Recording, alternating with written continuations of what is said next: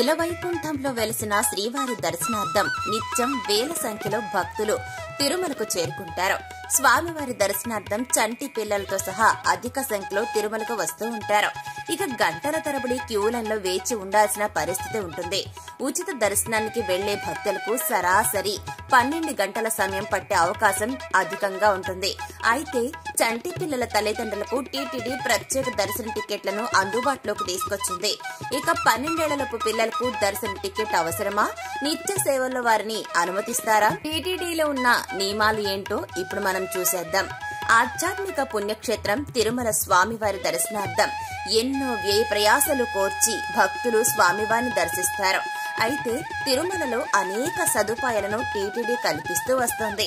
వయోవృద్ధులు, వికలాంగులకు ప్రత్యేక queue line, ప్రత్యేక సమయాన్ని ఏర్పాటు చేసి ఆన్లైన్ లో కోటా విడుదల చేస్తోంది. ఇక తిరుమలలోని సుపథం మార్గంలో చంటి పిల్లల కోసం టీటీడీ ప్రత్యేక క్యూ లైన్ ఏర్పాటు చేసింది.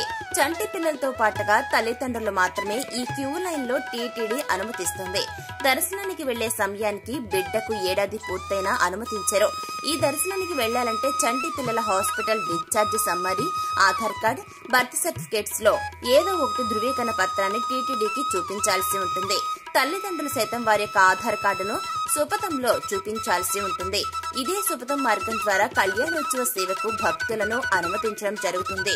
ఇద్దరు దంపతులతో సహా పిల్లల్ని అనుమతిస్తారు. అబ్బాయికి 12 ఏళ్లలోపు వయసు కలిగి ఉంటే అనుమతి ఉంటుంది. వివిధ రకాల దర్శనాల ద్వారా స్వామివారిని సేవిస్తారు భక్తులు. అయితే పిల్లలకు ఏ వయసు వరకు టికెట్ అవసరమో లేదో ఎవరికి స్పష్టమైన అవగాహన లేకపోవచ్చు. ఇతర దర్శనాలకు 13 ఏళ్లలోపు ఉన్న పిల్లల్ని మాత్రమే ఉచితంగా అనుమతిస్తారు.